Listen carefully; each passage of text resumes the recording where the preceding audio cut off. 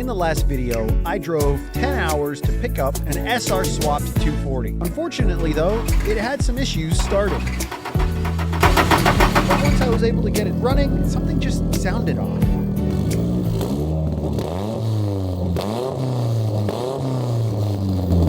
Don't want to rev it too much. I do think I hear misfire. And after some quick diagnosis, I thought I found the root of the problem. So I headed out to Injuku Racing to get some replacement parts. And that brings us to today. Will we be able to get my new 240 running properly?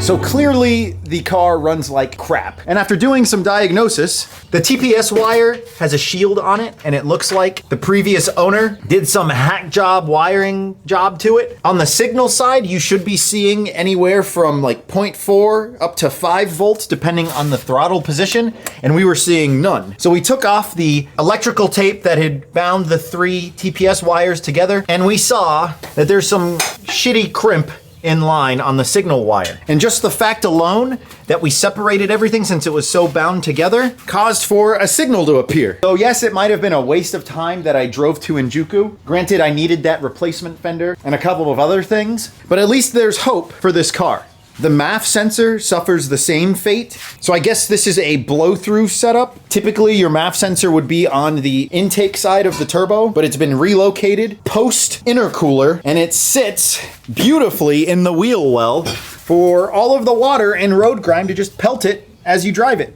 But if you look, we have the same issue here. This is a KA24E, the single cam MAF sensor that can be used on an S13 red top, but it was crappily wired in and can short itself out if these make contact with one another, those little crimps. So yeah, it's unfortunate that that's the case, and it worries me that if that's done just in one part of the car, what other janky shit are we gonna see? Yeah. What'd you find? I don't know what janky shit we're gonna find, but if you find rust remover gel, I don't know what that means. Yeah, when I took a look in the rear of the car, I wasn't too happy with what I saw. Yeah, it just looks like previous owner left a bunch of crap in here. Some brake fluid. What is that? That looks like an exhaust hanger bracket. Yeah, it has coilovers. I forget what brand. Your little adjusters. Oh, the dampening adjusters. Excuse me, damping, because dampening means it's getting wet. Do you want gloves, Mike? You might get HIV from playing around back here. Joke's on you, I already have it. Oh, jeez. Oh, geez. Oh no! It's one okay. Rust hole, 2 rust holes, 3 rust holes. Well, they're small. Yeah. But hey, at least we can address it before it propagates anymore. Now, I did want to check the health of the engine. That's very important for determining what we're going to end up doing with it. And fortunately, I'd like to report the leak down test was good. I think typically you want to see less than like 15% leak down between each cylinder, and we were hovering around like 3 to 4, so the engine's healthy. We're gonna have to focus on all of the wiring hack job because it currently doesn't want to rev up and it breaks up in higher RPM. So to address that, I picked up some spark plugs. Don't know where they're at. I have one taken out on cylinder 4 from the back. Looks like it was running rich, although when I checked the fuel pressure regulator, it was idling at like 20 PSI, so I bumped that up a bit and it ran a little bit better. Granted, I didn't address the throttle position or TPS sensor fix that I'm about to do. So let's get that done and then see where we're at. Now, luckily, I work at a wire and cable manufacturer, so I have a source of any and all wire that I could ever need. For my coworkers that are watching, no, I don't steal from the scrap bin. I politely ask for it. And since it's not good enough for an airplane, it's damn sure good enough for my car. And because the signal wire on the TPS is sensitive to EMI, I made sure to get a shielded cable and we are soldering it in. I got my flux on. It's always important to use flux when you solder. It'll heat up the bare wire. That's just all the flux burning off. Once we get it hot, we should see the solder just melt into our connection.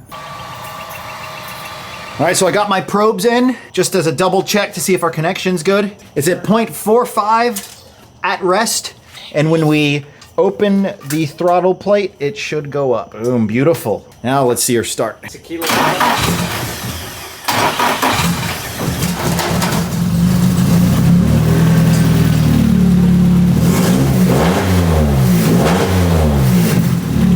Well, it starts but it hesitates. Yeah, I don't know why it hesitates like that. Well, the following day was a special day. According to my coworker, it was bring your race car to work day. And as much as I would have loved to take my S13, that crap still wasn't running right. So I loaded up my dog Django, took him to my parents' house, and took the good old FRS to work.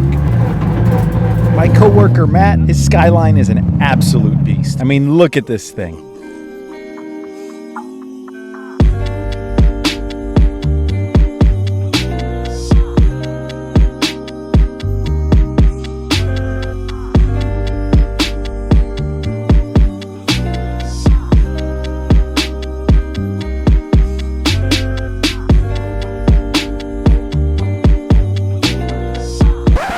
All right, enough drooling over that GTR. Time to get to work. Oh, it's scratching.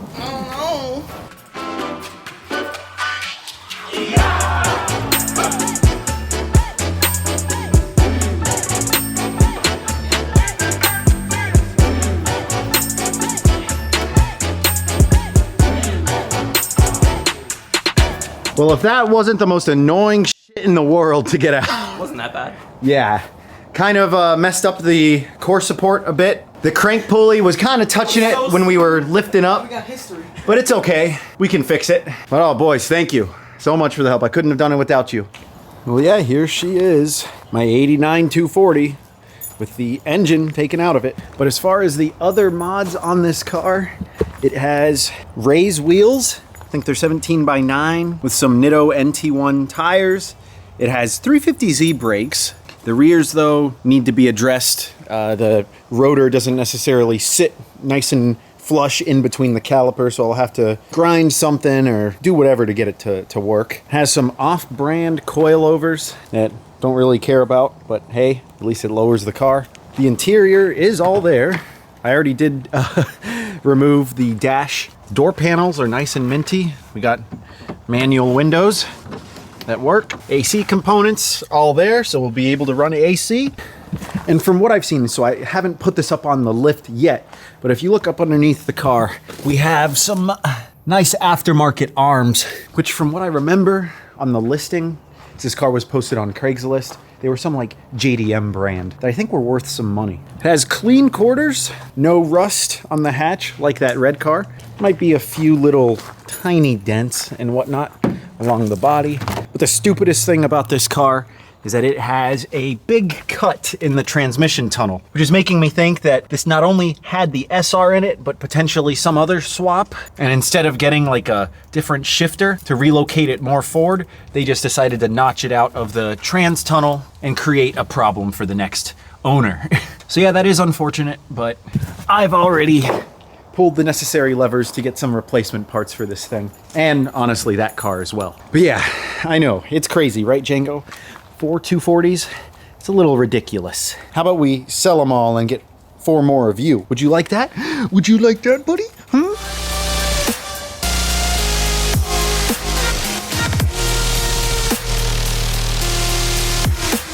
So after doing a little bit of research, I'm gonna go ahead and claim that I bought the cheapest SR swapped 240 that ran for the year 2023. Prices have gone absolutely crazy. Typically on Marketplace, you couldn't touch a running SR car for anything less than like 9 to 10 grand. And yes, I guess you could say it wasn't running because we were having the issue with the throttle position sensor and just probably something else related to the wiring.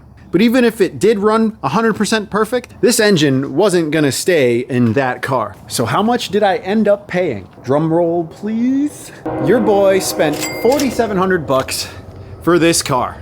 And all things considered, especially in today's market, I think I got it for a steal. And even looking up underneath the car, looks like the previous owners did undercoat it, so that's a plus. No real rust anywhere. Frame rails aren't pinched, so that's nice to see. But other than the trouble spot on the backside, on the spare tire tub that we could probably repair, this is what 4,700 bucks can get you in 2023. If you're not seeing those prices where you live, just hold out. Trust me, your time will come. And as for all 3 of these engines, I want to hear what you guys think we should do with them. Kind of crazy to think in today's market, you're looking at about over 10 grand in just engines alone. I mean, heck, I don't even know if you can get a crate LS3 anymore. Regardless, I would love any and all input on our next steps. And with that said, thank you guys for watching. I hope you enjoyed it, and I'll see you in the next one. Peace. Say bye, Django. Say bye-bye. Tell everyone bye. Good boy. We love you. We love you.